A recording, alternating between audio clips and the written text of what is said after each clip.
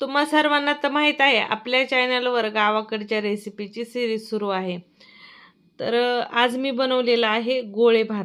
हा गोळे भात खायला खूप भारी आणि टेस्टी लागतो. बनवायला अगदी सोपा आहे. नमस्कार मंडळी, मी वर्षा येवले. माझ्या चॅनलवर तुमचं खूप मनापासून स्वागत करते. चला मग उशीर न करता या गोळ्या भाताची रेसिपी पाहून घेऊया. उशीर न करता या गोळे भाताच्या रेसिपीला सुरू करूया. आता हा भात तुम्ही कुकरमध्ये बनवू शकता किंवा पातेल्यातही बनवू शकता. मी कुकरमध्ये बनवला आहे, पण पातेल्यातल्यासारखाच बनवणार आहे, बिना कुकरचं झाकण लावता, म्हणजे बिना शिट्टी काढता. तर इथं कुकरमध्ये तेल घालून घेतलं, तेल गरम करून घेतलं, चमचाभर जिरे, चमचाभर मोहरी घालून घेतली.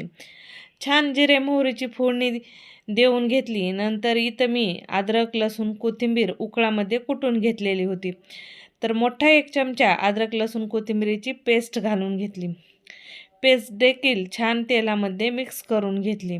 नंतर इथं कांदा आणि टोमॅटो घालायचा आहे. मध्यम आकाराचे 3 कांदे बारीकसर कट करून घेतले.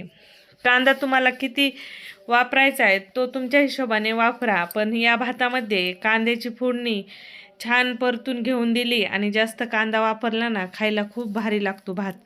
तर इथं कांदा घातल्यानंतर 2-3 हिरव्या मिरच्या देखील कट करून घातल्या. कांदा छान 1-2 मिनिट मध्यम गॅसवर परतून घेतला. कांदा परतून झाल्यानंतर इथं टोमॅटो घालून घेतला. तर इथं मी टोमॅटो देखील घालून घेतला. टोमॅटो घातल्यानंतर टोमॅटो ही छान 1-2 मिनिट परतून घेतला. आता इथं कांदा टोमॅटो वगैरे छान परतून झालेले आहेत. तर इथं आता आपल्याला काही पावडर मसाले घालून घ्यायचेत, ज्याच्यामध्ये ज्याच्यामध्ये 1 मोठा चमचा मी कांदा लसूण मसाला घालून घेतला. सोबतच लाल तिखट घातलं. आणि या भाताला ना कांदा लसूण मसाला आवर्जून वापरा, खूप छान भात तयार होतो. गरम मसाला घातला आणि थोडीशी हळद पावडर घातली. 1 मोठा चमचा धना जिरा पूड घातली. सोबतच चवीनुसार मीठ घालून घेतलं. आता इथं या सर्व जिन्नस छान कांदा टोमॅटो सोबत मिक्स करून घेतल्या. नंतर याच्यामध्ये पाणी घालून घेतलं. आता आपल्याला पाण्याला उकळी फुटायची वाट पाहायची आहे. जोपर्यंत पाणी उकळायला सुरुवात होते तोपर्यंत आपल्याला भातासाठी गोळे बनवून घ्यायचे आहेत. आता या भातामध्ये मी ना अर्ध लिंबू देखील घातला आहे आदनात, म्हणजे भात टेस्टी लागतो खायला. आता यात लिंबू घातलं जात नाही, पण ऑप्शनल आहे, तुम्हाला घालायचं असलं तर घाला, नाही घातलं तरी चालेल. पण मी बऱ्याचदा मसाले भातामध्ये घालत असते. तर 1 वाटी बेसन पीठ घेतलं, त्याच्यात जिरे घातले, थोडासा ओवा घातला. सोबतच इथं 1 चमचा लसूण आणि कोथिंबीरीची पेस्ट घालून घेतली, जी उकळात कुटून घेतली आहे. सोबतच इथं तिखट मीठ घालून घेतलं आणि थोडंसं तेल घालून इथं घट्टसर असा या पिठाचा गोळा मळून घेतला. आता हा भात मी 2-3 जणांसाठीच बनवत आहे, म्हणजे माझे 2 मुलं आणि मी, माझे हसबंड. त्याच्या हिशोबानेच मी इथे हे गोळे बनवत आहे.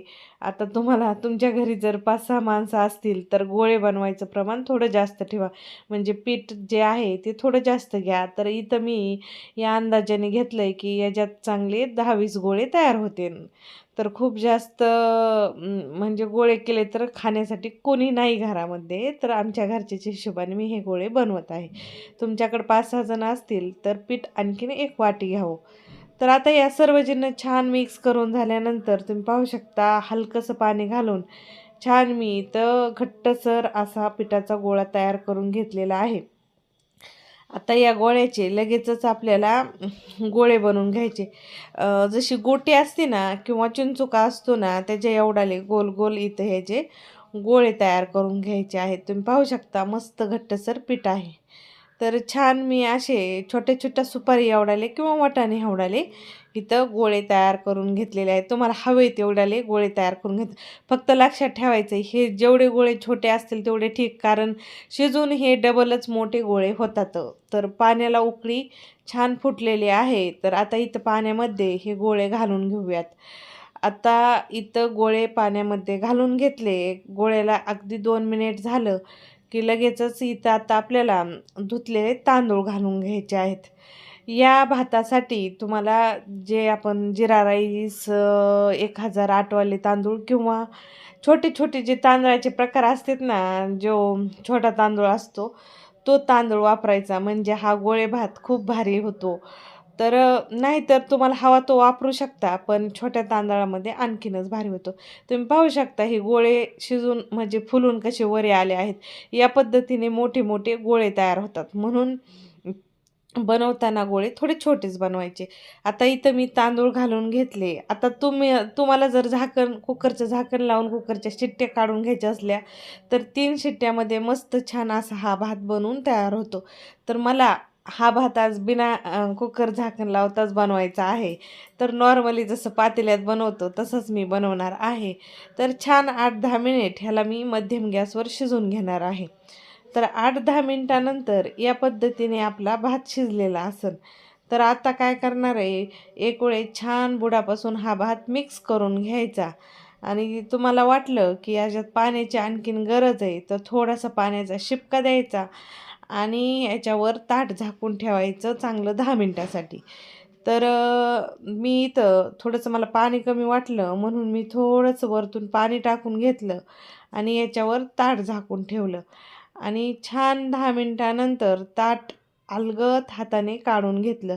तर तुम्ही पाहू शकता आणि ताट ठेवल्यानंतर गॅस पूर्ण कमी करायचा आहे हां. पूर्ण कमी गॅसवरच हा भात वाफलून घ्यायचा आहे. आणि 10 मिनिटानंतर तुम्ही पाहू शकता मस्त असा आपला इथं भात तयार झालेला आहे, वापरलेला आहे. कलर, टेक्स्चर किती भारी आला आहे. वरून थोडीशी कोथिंबीर भुरभुरून द्यायची आणि मस्त गरमागरम हा भात खाण्यासाठी घ्यायचा. एक नंबर खायला लागतो. नक्की बनवून पहा. मसाली भात तुम्ही खूप वेगवेगळे खाल्ले असतील, पण हा गोळे भात खायला खूप भारी लागतो. मस्त वरून तूप घालायचं. तूप घातल्यानंतर याची जी टेस्ट आहे ही दुसऱ्या लेवललाच जाते आणि हवं असेल तर तुम्ही याच्यासोबत रायता देखील बनवू शकता. पण फक्त लिंबू वरतून घालून आणि मस्त कांदा काकडीसोबत खायला घेऊन हा गरम-गरम भात खायला खूप भारी लागतो आणि संध्याकाळच्या जेवणामध्ये स्पेशल आवर्जून तुम्ही हा भात बनवू शकता आणि आज खरंच मी हा रात्रीच्या जेवणासाठीच भात बनवला होता. आजचा आमचा रात्रीचा मेनू गोळे भातच होता. कसं असतं ना, बऱ्याचदा आपल्याला स्वयंपाक करायचा खूप कंटाळा येतो. त्यावेळेस आपल्याला वाटतं काहीतरी चटपटीत आणि झटपटीत बनणार हवं आणि चटपटीत, झटपटीत बनणार म्हणलं की मसाले भात येतो. मग त्यातच आपण वेगवेगळ्या व्हेरायटी शोधत असतो आणि हा गोळे भात हेल्दी आहे, खायला खूप टेस्टी लागतो आणि हे बेसनाचे गोळे भातामध्ये शिजल्यानंतर एकदम मऊसूत शिजून होतात आणि मस्त खायलाही लागतात. एक नंबर लागतात आणि सोबत तुम्हाला ना या भाताला दही ठेवलं तर आणखीनच भारी मजा येते किंवा कढी. पण ठीक आहे, लिंबू पिळून बी खूप भारी लागतो. तुम्हाला रेसिपी कशी वाटली कमेंटमध्ये सांगायला विसरू नका. रेसिपी आवडली तर लाईक करा, शेअर करा आणि चॅनलवर फर्स्ट टाईम असाल तर चॅनलला मात्र सबस्क्राईब करूनच जा. परत भेटू अशाच नवीन रेसिपीसोबत. तोपर्यंत मस्त खा, स्वस्त राहा. Bye bye.